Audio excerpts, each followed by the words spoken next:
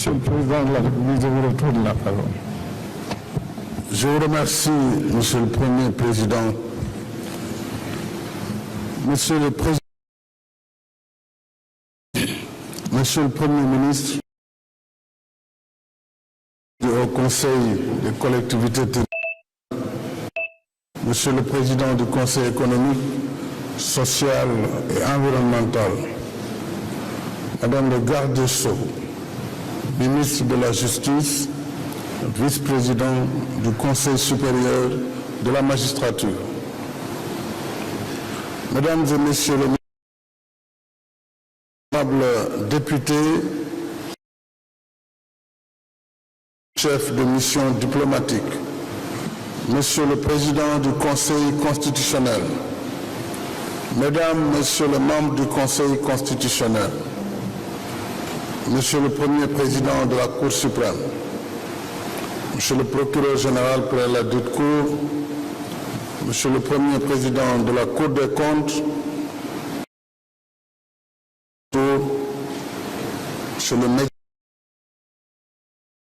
Monsieur le Gouverneur de la région de Dakar, Monsieur le Président de la Commission électorale nationale autonome, Monsieur le Président de la Commission nationale de régulation de l'audiovisuel, Messieurs les officiers généraux, Mesdames et Messieurs les anciens chefs, Mesdames et Messieurs le bâtonnier de l'ordre des avocats, Mesdames, Messieurs les magistrats, Mesdames, Messieurs les avocats, Mesdames et Messieurs les officiers ministériels et auxiliaires de justice, autorités religieuses et coutumières, les avocats, Mesdames, Messieurs les officiers, Mesdames et Messieurs, nous voici une fois de plus au rendez-vous républicain de la traditionnelle cérémonie de rentrée solennelle des cours et tribunaux marquant le début de l'année judiciaire.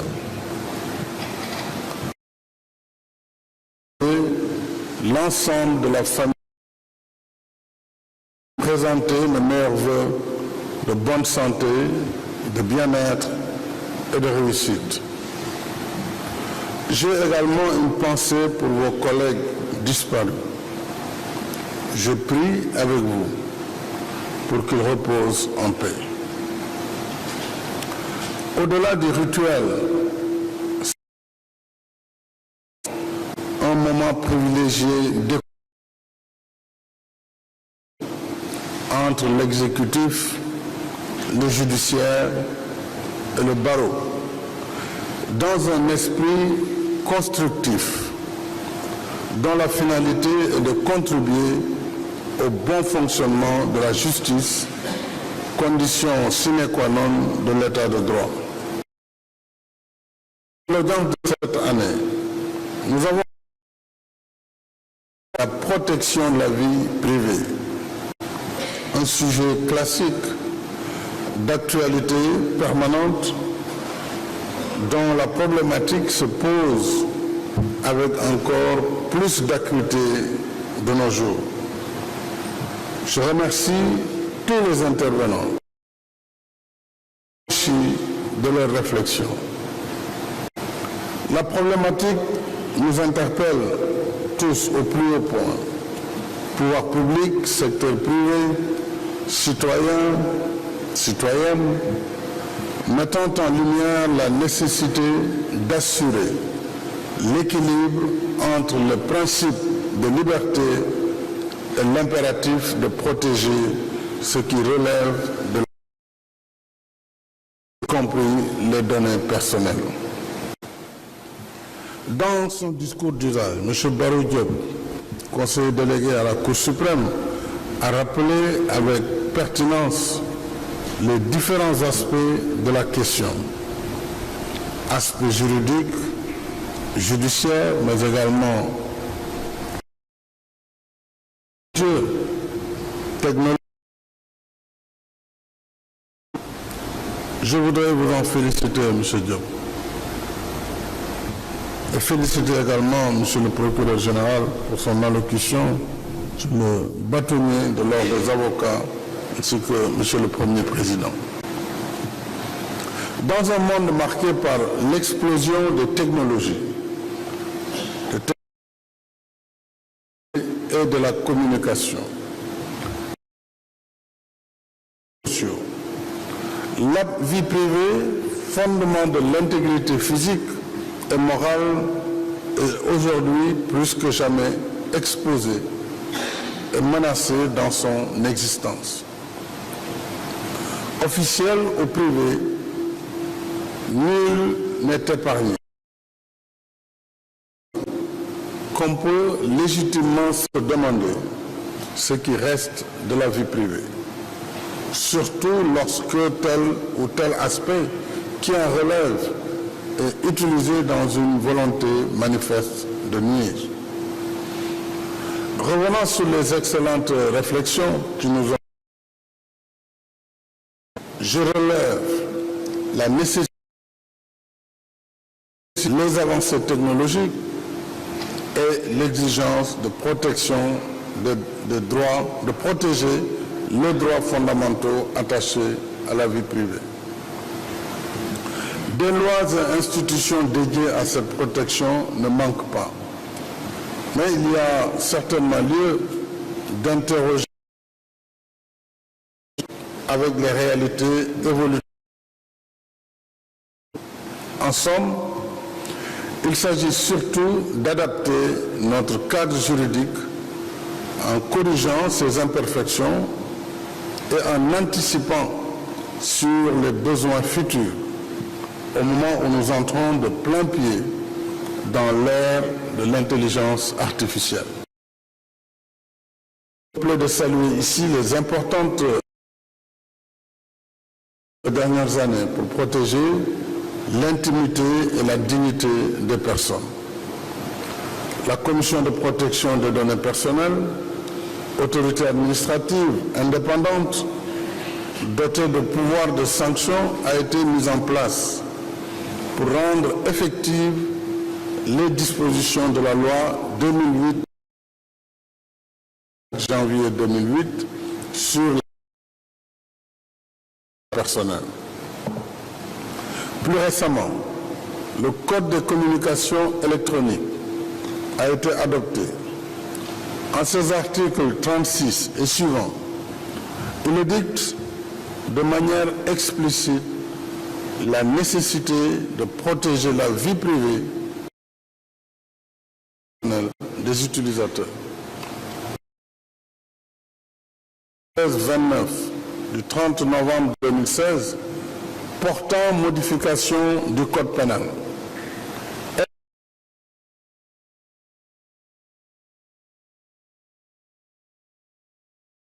Elle conforte la répression des atteintes à la vie privée, notamment par l'amélioration des dispositions pénales relatives à la lutte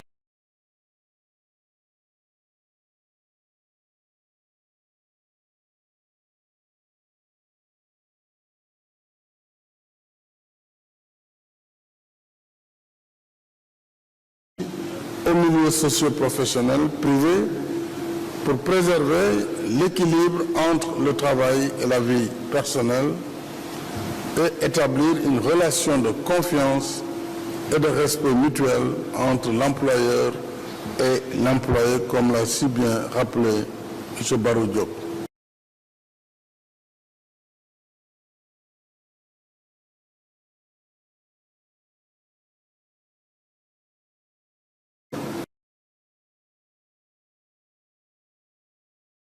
Poursuivis et des témoins, s'agissant notamment des informations qui touchent à la vie privée. D'autre part, et c'est une pratique de portée universelle, la protection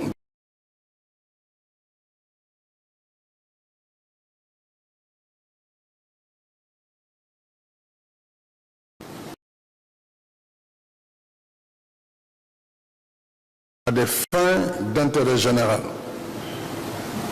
notamment pour assurer la sécurité des personnes et des biens ou réprimer certaines formes de criminalité. Il en est ainsi de la loi 2016-29 du 8 novembre 2016 qui aménage des restrictions à la protection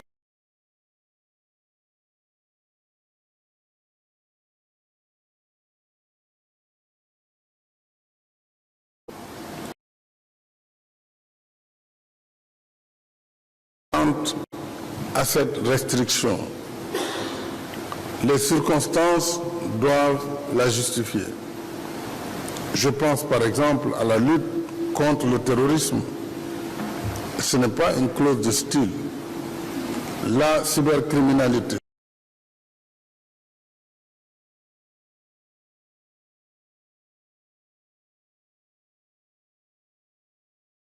La loi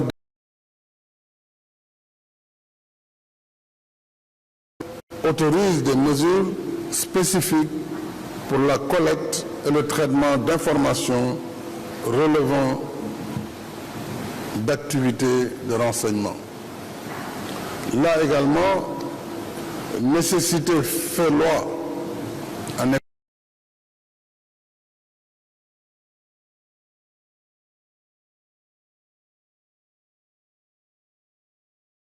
l'ordre.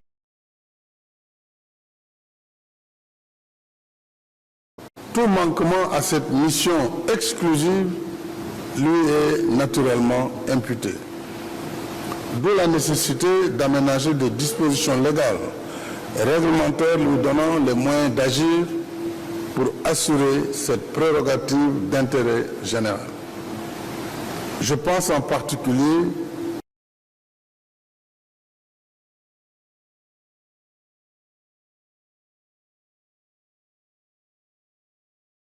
complexe. L'exécutif, le législatif et le judiciaire.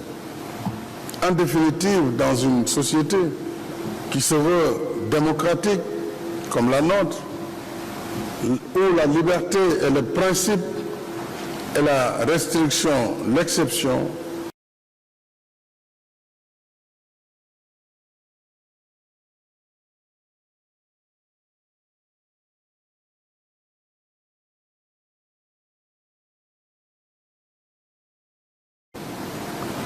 c'est dire qu'au-delà des textes, certes nécessaires, le sujet du jour relève aussi de considérations d'ordre éthique et moral qui nous engagent en tant que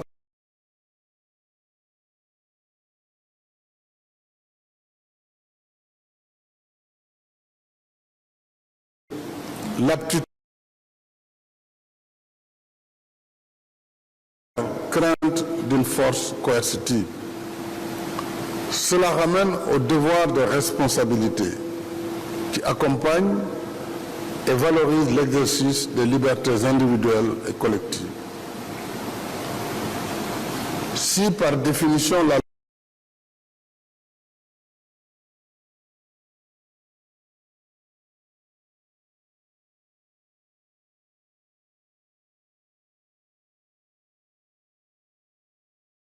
nous avons choisi l'état de droit et non l'état de police. Dès lors, il me semble que c'est lorsque chacun a pleinement conscience de ses propres responsabilités vis-à-vis du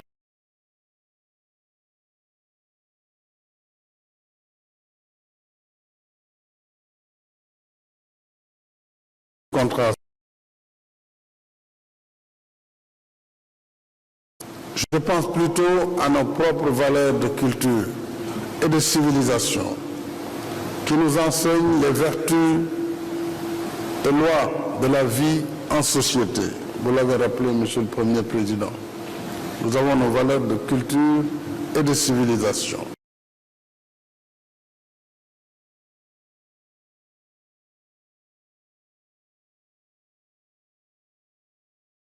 En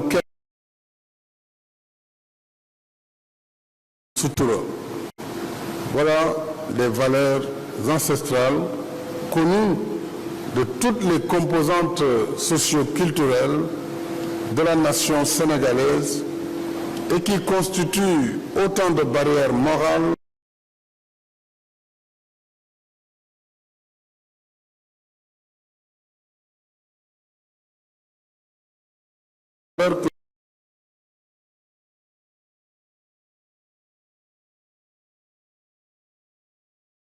convie chaque citoyen et chaque citoyenne en déclarant ouverte l'année judiciaire 2024.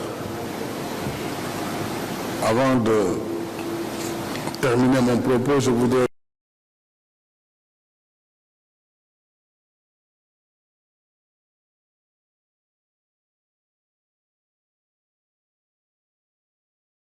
pour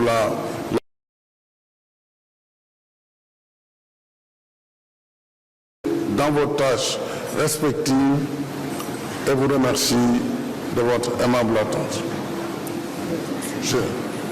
L'audience